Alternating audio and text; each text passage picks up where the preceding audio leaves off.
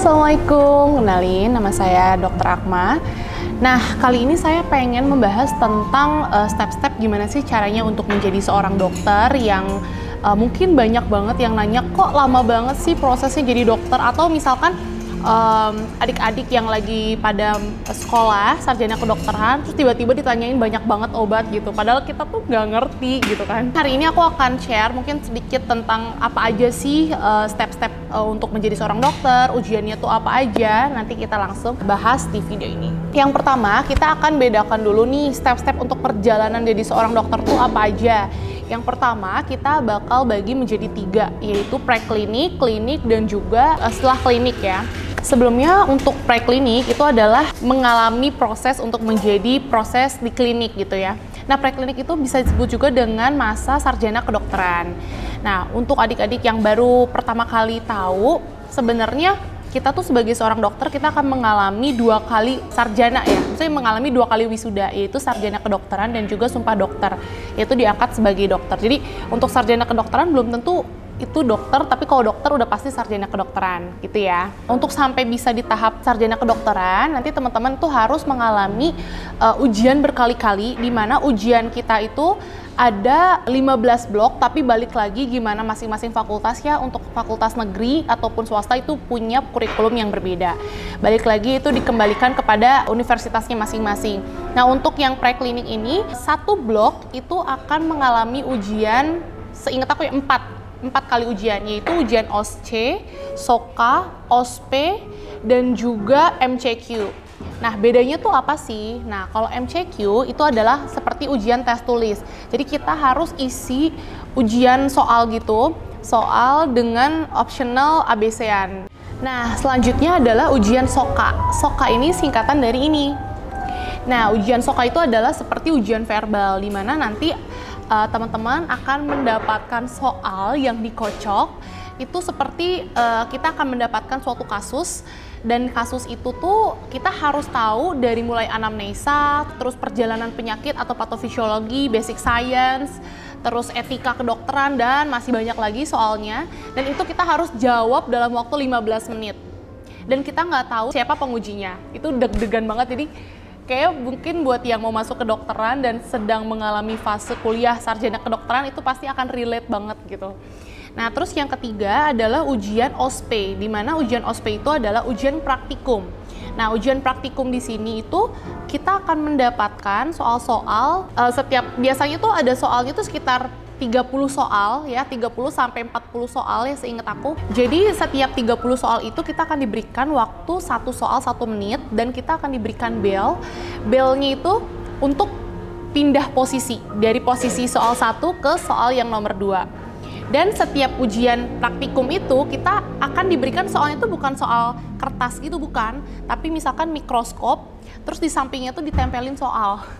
Jadi itu baca soal terus lihat mikroskop yang mana gitu yang ditunjuk gitu ya. Contoh soalnya kayak misalnya bukan apakah nama sel yang ditunjuk, bukan, tapi apakah fungsi dari sel yang ditunjuk gitu kan. Terus kayak kita harus mikir 2 kali kan, nama selnya aja tuh apa, kita harus mikir gitu. Lanjut lagi misalkan setelah kita menjawab soal di kertas, bel lagi. Setelah bel kita langsung pindah ke soal nomor 2, kita pindah kursi ke nomor 2 gitu. Dan soal itu akan berlanjut sampai soal ke nomor 30.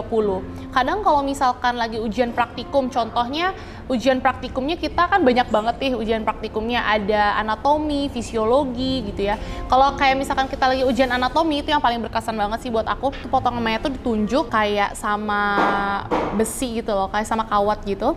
Yang ditunjuk itu bukan apakah nama sel yang ditunjuk atau apakah nama organ yang ditunjuk, itu bukan, tapi inervasinya atau persyarafan apa yang berkaitan dengan organ tersebut gitu. Jadi itu bener-bener kayak kita tuh harus belajar jauh-jauh hari, sedangkan kan anak-anak FK tuh jangankan belajar deh, untuk kuliah aja untuk setiap harinya tuh udah padat banget kan, dari jam 7 sampai jam 5. Terus ada ujian lagi nih yang keempat, yaitu ujian OSCE sama OSCE. Itu adalah kita melakukan praktek. Contohnya kita skill, itu lebih kayak ke skill gitu sih. Kayak misalkan kita nyuntik pasien, kita akan diberikan soal per setiap satu ruangan, kita akan dinilai cara skill kita itu menyuntik pasien ke manekin. Jadi kita percobaan dulu ke manekin gitu. Dan jangan sedih teman-teman, itu baru 1 blok, kita punya 15 blok. Dan jadi mungkin teman-teman bisa hitung ya berapa kali kita ujian sampai kita bisa lulus di sarjana kedokteran. Tidak sampai di situ loh teman-teman. Kalau misalkan teman-teman itu nggak lulus, misalkan di satu bidang, misalkan di MCQ-nya aja nih, tes tulisnya nggak lulus. Nah teman-teman harus mengikuti remedial yang diadakan setiap akhir blok. Jadi nanti ujian dan ujian itu cuma 2 kali kesempatan. Kalau misalkan 2 kali nggak lulus, maka kita harus mengulang blok guys. 1 blok itu bisa 3 bulan. Bahkan sampai 6 bulan, tapi rata-rata sih around ya 3 bulan sampai 6 bulan sih, tergantung lagi gimana bloknya. Jadi kebayangkan kalau misalkan kita nggak lulus di satu divisi atau di satu bagian, terus kita harus ngulang blok dan ujian 4 kali lagi gitu, itu bener-bener takes time banget. Nah setelah kita lulus di semua bidang itu, nanti di akhir blok, di blok 15, biasanya kita akan mendapatkan materi tentang metode penelitian. Nah, setelah itu kita akan membuat suatu esai dan juga skripsi, ya, mengerjakan skripsi, di mana revisiannya itu banyak banget, tapi tetap semangat. Karena itu panjang banget sih prosesnya, dan kita apalagi kalau untuk skripsi anak kedokteran tuh beda sama fakultas lain ya, karena kalau misalkan skripsi di kuliah kedokteran tuh kita bener-bener trial untuk penelitian. Contoh kita akan meneliti tentang fungsi fisiologi ekstrak mangga misalnya, atau misalkan fungsi allopurinol terhadap pasien A gitu, terhadap pasien yang ada di rumah sakit A gitu. Itu benar-benar kita teliti dan kita juga harus memberikan evidence base-nya nanti pada saat presentasi di ujian skripsi. Nah, itu baru sampai tahap preklinik aja ya, baru gelar sarjana kedokteran. Nah, itu tuh kadang udah capek banget kan. Itu baru 1 tahap, itu kayak masih jauh gitu untuk sampai jadi dokter. Nah, setelah itu kita akan memasuki fase klinik, di mana fase klinik itu kita akan dianggap sebagai dokter muda. Nah, kita sudah mulai masuk dan pegang pasien gitu. Kita udah mulai periksa pasien, BST atau beside teaching. Terus juga kita akan membuat lapsus, laporan kasus, terus juga morning report, atau kita memberikan laporan harian gitu kepada dokter-dokter senior. Dan juga kita harus mempresentasikan apa yang sudah kita periksa kepada pasien dan kita memberikan terapi apa sesuai dengan ACC-an dari dokter penanggung jawab. Selama 1,5 tahun sampai 2 tahun, itu kita akan mengalami fase yang benar-benar capek banget, karena biasanya tuh koas tuh bisa aja kita nggak pulang karena kan kita jaga shiftnya itu. Biasanya kalau aku dulu itu jam 7 pagi sampai jam 4 sore, itu aku kayak kuliah biasa, kayak untuk laporan kasus, terus juga bisa teaching, itu tuh padat banget jadwalnya. Terus biasanya nanti jam 4 sore, kita akan lanjut jaga sampai jam 5 subuh. Ya, sampai jam 5 subuh, jangan sedih, nggak bisa pulang sayang. Dari jam 5 subuh, kita lanjut lagi kuliah sampai jam 4 sore, baru besoknya kita bisa pulang. Makanya mungkin teman-teman yang mau masuk kedokteran akan kaget banget sama siklus irama tidur yang berubah, karena kita kadang bisa tidur sambil duduk karena bener-bener segitu capeknya. Nah, setelah kita lulus dan kita akan mengalami ujian lagi. Jadi biasanya untuk di masa klinik itu kita akan melewati beberapa blok itu, sampai setahu saya itu 12 sampai 13 blok gitu ya. 12 sampai 13, kita bilangnya bukan blok lagi tapi stase. Jadi 12 sampai 13 stase, di mana masing-masing stase itu akan mendapatkan ujian. Ujian namanya itu ujian ke pasien. Jadi kita bener-bener nggak tahu itu pasiennya apa, terus diagnosanya apa, dan kita harus periksa apa dan harus kasih obat apa. Dan itu benar-benar kita kasih ke pasien. Kita periksa dulu, nanti baru didampingi sama dokternya, apa yang sudah kamu periksa, apa yang akan kamu berikan, dan apa yang akan kamu berikan terapi gitu. Nah, itu akan diuji, setiap stasenya itu akan ada 2 kali ujian, yaitu BST sama MCQ. Kalau misalkan nggak lulus, ya kita ngulang stase. Jadi kalau misalkan stase itu ada stase kecil, ada stase besar. Kalau stase kecil biasanya 1 bulan, contohnya kayak THT, mata gitu. Tapi kalau stase besar biasanya 4 bulan sampai 6 bulan. Itu balik lagi gimana fakultas kedokteran itu dari universitas negeri atau swasta gitu. Nah, setelah beres 15 blok dan sudah tidak ada remed, kita akan mendapatkan ujian, namanya ujian komprehensif. Di mana ujian komprehensif itu kita ada 2 kali ujian, yaitu ujian tulis dan juga ujian secara skill gitu ya. Nah, kalau untuk ujian komprehensif secara tertulis itu ujiannya susah banget, dan biasanya tuh kita untuk bisa naik ke ujian kompetensi dokter Indonesia atau UKDI itu kita harus lulus, ada pernyataan lulus dari si kompre itu. Nah, sedangkan untuk bisa lulus di kompre itu nilainya aja tuh lumayan tinggi waktu itu ya, lumayan tinggi, dan untuk banyak banget yang gugur. Misalkan jadi kita kayak makhluk jadi-jadian gitu, jadi kita udah beres koas atau udah beres nih jadi dokter muda, udah lulus semua stase, tapi kita belum lulus di kompre, ya kita nggak bisa naik ujian kompetensi dokter Indonesia gitu. Nah, setelah itu, setelah ujian kompre kita dapat tiket, udah lulus, baru kita bisa naik ke UKDI. Nah, UKDI ini setahun itu ada 4 batch. Jadi 1 tahun 4 kali ujian. Jadi kayak misalkan kita bisa ngambil batch 1, batch 2, batch 3, ataupun batch 4. Tergantung kelulusan kapan kita lulus dari koasnya gitu. Misalkan di batch 1 kita ujian UKDI nih. Ternyata kita lulus, oh ya udah berarti kita sudah dinyatakan lulus menjadi dokter. Tapi banyak banget teman-teman yang gugur di sini. Jadi setelah UKDI atau ujian kompetensi dokter Indonesia dia nggak lulus. Jadi dia harus ikutan ujian kompetensi dokter Indonesia di batch selanjutnya.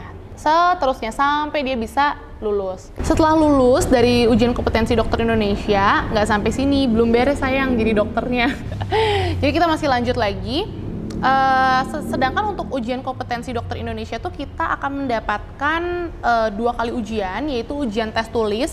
Sebenarnya kita menggunakan komputer untuk ujian kompetensi dokter Indonesianya, sama yang kedua itu menggunakan ujian OSCE. Nah, ujian OSCE itu kita akan berdirikan di 15 ruangan, dan 15 ruangan itu akan ada 1 pasien dan 1 dokter penguji. Jadi dokter spesialis yang menguji gitu. Jadi kita setiap 1 ruangan kita hanya bisa membaca soal 1 menit dan mengisi soal 15 menit, mengisi soal tulisnya dan melakukan tindakan anamnesa dan perintah yang ditulis dari soal. Itu 15 menit, lanjut lagi ke ruangan berikutnya, lanjut lagi ke ruangan berikutnya, dan itu menjadi standar kelulusan ujian kompetensi dokter di Indonesia. Setelah beres kita lulus di 2 ujian tersebut, maka kita bisa lanjut ke pembuatan STR. Tapi kalau misalkan kita nggak lulus di 1 ujian, kita nggak bisa lanjut untuk pembuatan STR. Jadi kita lapor, kita harus ngulang ujian lagi. Nah, setelah itu kita akan mengurus STR untuk internship, dan juga surat STR dan juga SIP untuk di tempat internship. Dan itu untuk memilih internshipnya pun kita harus berlomba-lomba untuk mendapatkan kuota di tempat rumah sakit yang kita inginkan. Karena setiap rumah sakit itu ada kuotanya. Nah, setelah kita mendapatkan surat STR, barulah kita bisa internship selama 1 tahun dengan pembagian 9 bulan di rumah sakit dan 3 bulan di PKM ataupun di puskesmas. Nah, setelah kita lulus jadi dari internship, baru kita membuat surat STR dokter mandiri dan juga pembuatan surat izin praktek. Barulah kita bisa menjadi dokter yang berpraktek secara mandiri ataupun di tempat praktek yang sudah memiliki legalitas. Nah, kali ini aku mau ngerangkum apa aja sih prosesnya, berapa lama. Yang pertama, untuk menjadi sarjana kedokteran 4,5 tahun. Untuk menjadi dokter 1,5 tahun sampai 2 tahun. Internship 1 tahun, jadi totalnya sekitar 7 tahun sampai beres dokter. Oke, jangan lupa tetap semangat dan juga beresin kuliahnya ya. Nah, gimana nih buat adik-adik dan juga teman-teman yang lagi ngalamin fase kayak, ih aku relate banget, aku masih di posisi itu. Jangan patah semangat ya, karena nanti semua itu akan terbayar pada saat kalian itu sudah menyelesaikan semua program studinya. Pada saat sumpah dokter sih, yang menurut aku tuh bener-bener sangat berkesan banget ya buat aku, karena kita sumpah di atas Al-Quran tentang profesi kita, terus juga ada orang tua yang kita banggakan, terus juga banyak banget support system kita yang menunggu kelulusan kita. Nah, buat teman-teman yang tertarik sama video-video aku kali ini, jangan lupa like, comment, dan subscribe videonya, dan jangan lupa follow Instagram aku di sini di @rinaakma. Dan buat teman-teman yang mau DM bisa langsung DM aja ke Instagram pribadi aku. Semoga bermanfaat videonya dan semangat buat yang pada mau masuk kuliah kedokteran. See you, bye-bye.